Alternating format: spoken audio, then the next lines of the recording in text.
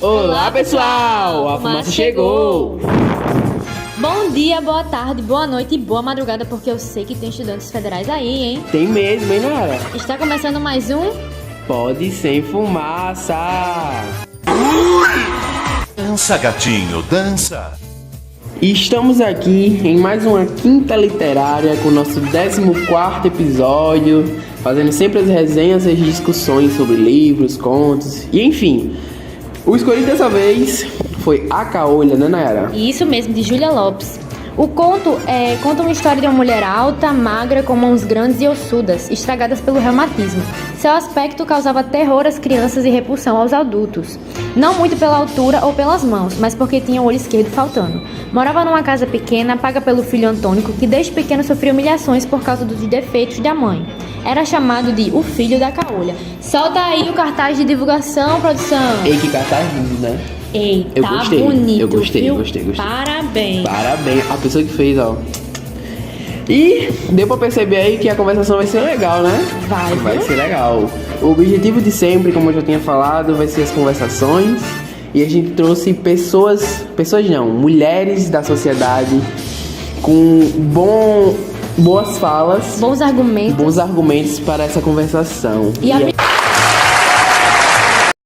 E a principal causa do bullying é a diferença, o preconceito.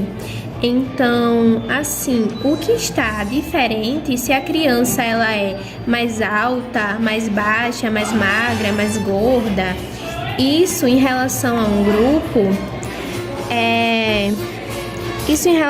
grupo, ela se torna uma pessoa diferente. Por ter essa diferença, ela acaba sofrendo bullying.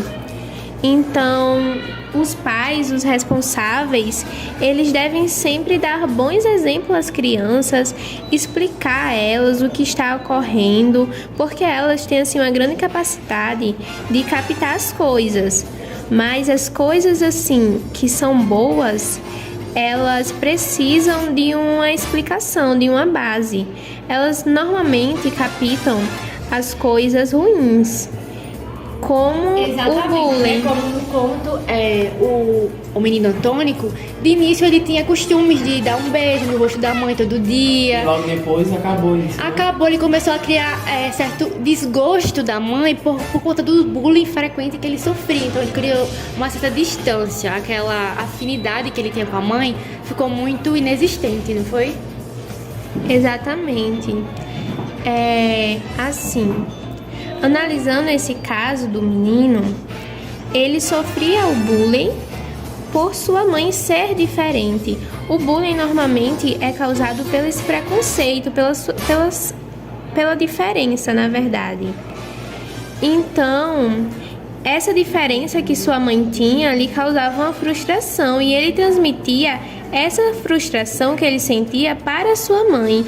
E isso afetou consideravelmente o seu relacionamento com ela, ao ponto de ficar cada vez mais exaurido esse relacionamento. Bom, uma resposta perfeita, essa resposta foi ótima.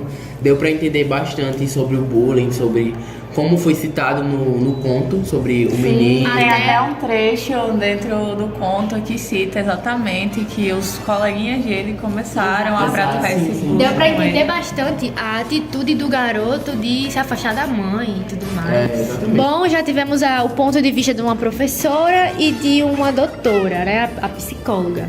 Agora nós queremos saber das estudantes. E aí, vocês como os estudantes, acham o tema abordado no conto como um tabu? E aí, Letícia, qual a sua opinião?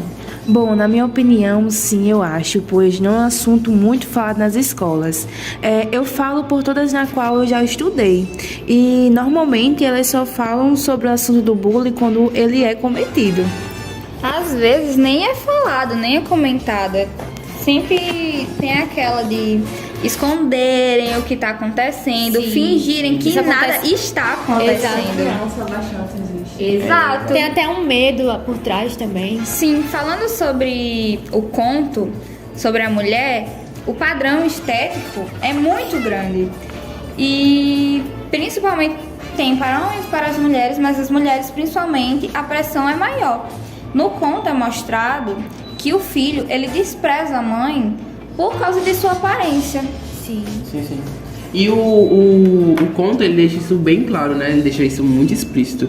E isso acaba meio que impactando todo mundo que lê. Realmente.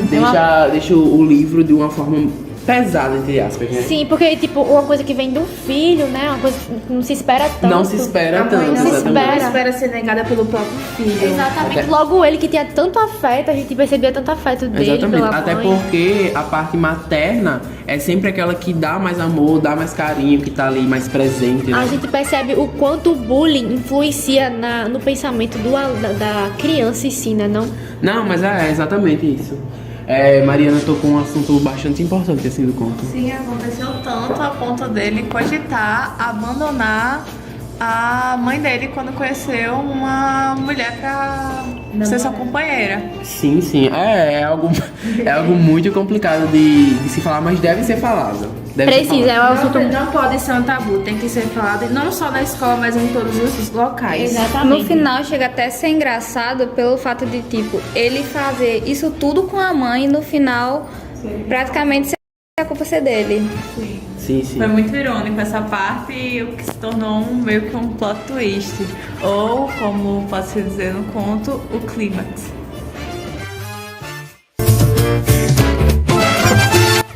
Pronto, agora vamos fazer umas perguntinhas para nossas alunas do IFRN, Mariana e Letícia.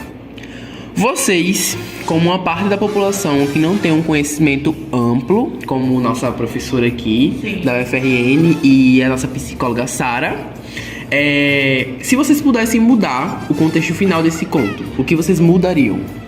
Nossa, com toda certeza eu mudaria alguma coisa. Eu acho que a Caolha, ela deveria chamar o filho pra conversar. E assim, ela contar um pouco de como ela teve o olho esquerdo, como é que pode se falar, furado. Que quando criança ele pegou um garfo e simplesmente perfurou o olho dela. Teria explicado a situação pra Teria ela, explicado a situação. teria, Sim, e ela não ter deixado uma segunda pessoa falar sobre esse assunto. Ela ter ido diretamente e falar com ele. Sim. Eu acho que, primeiramente, ela no final deveria ter a sua própria aceitação. Com certeza. E o filho, ele deveria refletir sobre o que ele fez e tentar se redimir com ela, porque ele fez muita besteira com ela, se a gente for parar pra pensar. Mas como Sara tinha citado, ele é uma criança e normalmente as crianças não têm esse hábito. E esse hábito normalmente ele é levado, quer dizer, geralmente ele é levado dentro de casa, né? Os pais, eles deixam isso explícito, que pode estar ali, pode chegar e conversar, ter aquele espaço de intimidade, que é a conversação, que foi o que precisou, né? Na parte do conto, na parte da mãe, do filho. A parte da conversa que foi o que faltou, né? Pera, deixa eu só falar de um negócio. Se a gente for parar pra pensar também, no conto não tem muito ela falando, ela não tem um lugar de fala. De tipo, ela só veio expor seus pensamentos depois de todo o caos que teve, do filho querer sair de casa, humilhar ela e tal. Eu acho que isso é realmente importante. Tá se falando isso. Na sociedade a gente vê isso também com os casos tipo de agressão, de estupro. Muitas mulheres elas ficam quietas porque acham que podem Tem medo disso gerar alguma consequência na vida delas, piores ainda do que elas já passaram. E isso é uma realidade muito triste. Exatamente. Realmente. Concluindo, mulher sofre pra caralho. Exatamente. Guerreiras, né? Guerreiras. É isso, gente. Muito obrigado pela presença de vocês, Sim. né? E até o próximo quadro Literando. Tchau. Tchau.